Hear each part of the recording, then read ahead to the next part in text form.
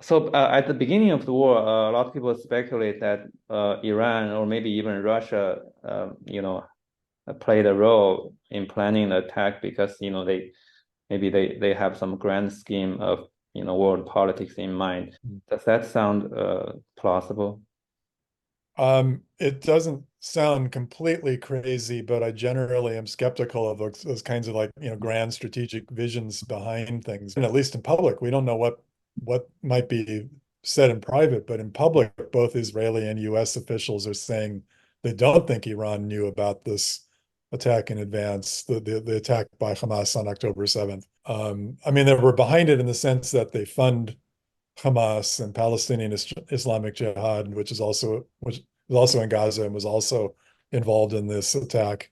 They're behind it in the sense that it's the kinds of methods they use, and it's something that was long known to be or suspected of being a Hezbollah plan, that Hezbollah might try something like this out of Lebanon in the north.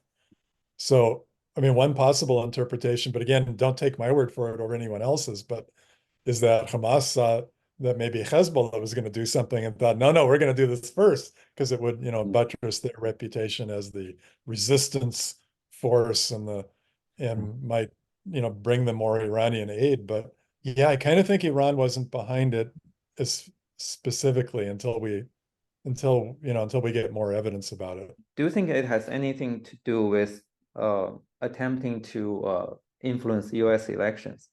I sort of doubt it. I mean, first of all, they probably attacked too soon, more than a year before the election if they really thought they could influence it. But, what would happen if they did if they had an impact on the election? Wouldn't it be to help Trump, and wouldn't Trump be even more pro-Israel than, I mean, I don't know. It's hard to Biden is been extremely pro-Israel in all through all of this, but he's also put pressure on Israel that Trump probably wouldn't put on. But again, I guess we could say that Hamas would be okay with that because they have this they have this idea that's like you want to work. It's like an old Marxist idea, even though they're not Marxists in any way, but like you want to worsen the contradictions, right? When the Yeah. contradictions are the worst, that's when the revolution will happen. So who knows? Maybe they would be happy with Trump because it would make the world hate the US more. And I there, mean, if Western democracy, the idea of democracy is defeated, then it has to be good for them in the long run, right? yeah, I agree. In fact, I tell some of my Israeli friends who would like to see Trump come back because they say, well, he's more pro-Israel than any Democrat would be. That's what they say. I don't agree with them. That's what I tell them is that, well, if Trump comes back, it means American democracy is under mortal threat, and that can't be good for democracies anywhere in the world, Mm. especially Israel and Ukraine who are fighting wars right now and Western Europe, which seems to only get its act together when the US is getting its act together, right? So, Are you worried about this may affect the election outcome? oh, of course I'm worried about it because it's going to be a close election, and anything that potentially dents Biden's popularity further or that fractures the Democratic coalition is a threat to his reelection. So yeah, I'm worried about it. I Mhm. guess I still think, based on what we know right now, that it probably won't have much effect, just because not that many voters really pay much attention to foreign policy when they go to vote.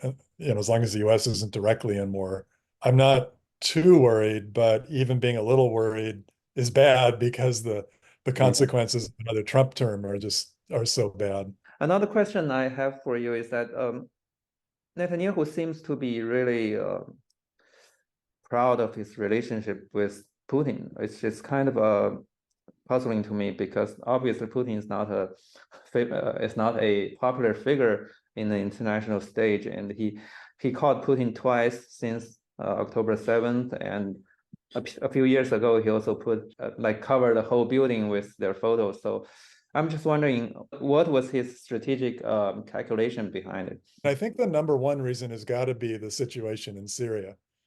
That's so proxies of Iran and even forces of the Iranian government itself operate inside Syria and are backing the Hezbollah inside Lebanon.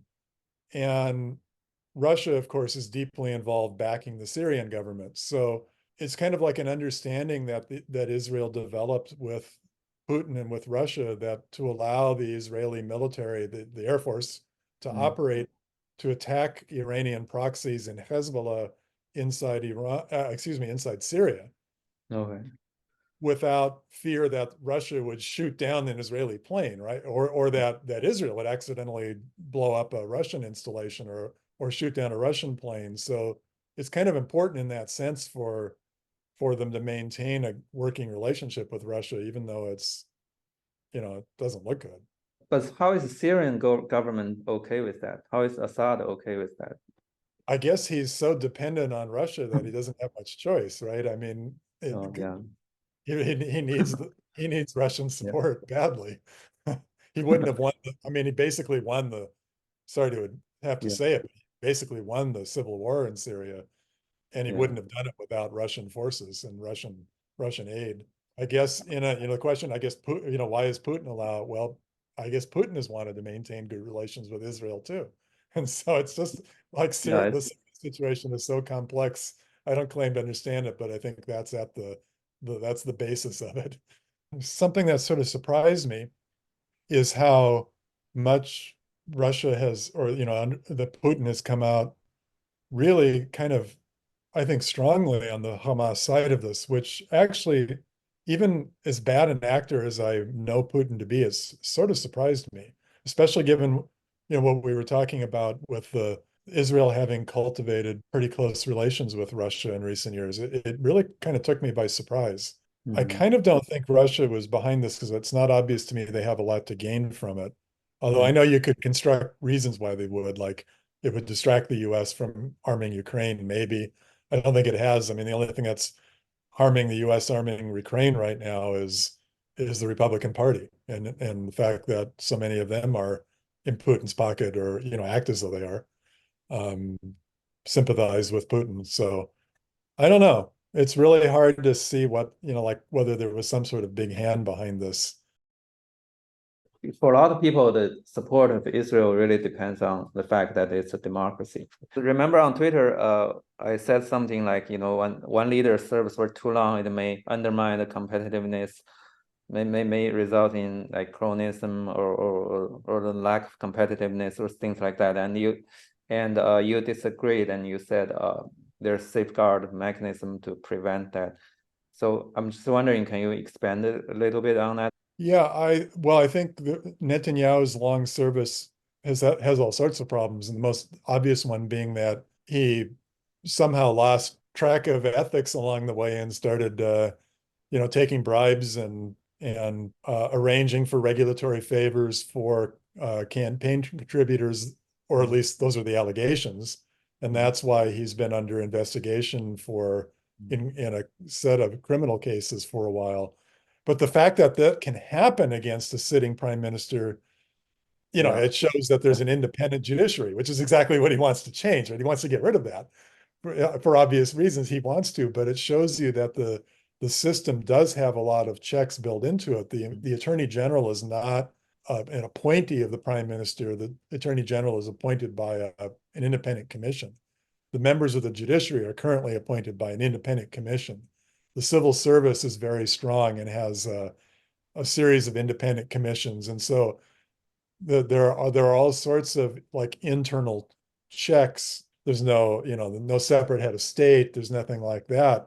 But there are checks inside the bureaucracy and various institutional mechanisms that keep the prime minister from completely controlling the top military officers, the top civil servants in the bureaucracy, the top judges, and all that.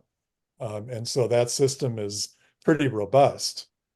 And Netanyahu has made efforts to undermine it, but he hasn't been able to. Why not? Either sometimes his coalition partners haven't wanted to, or more recently, basically inside his own party. Plus, let's not leave aside here the incredible resilience of Israeli civil society, the fact that so many people would be on the streets at any given time protesting against his efforts to undermine the judiciary. That shows how strong democracy is rooted in Israeli society, despite this one person having been in charge for so long.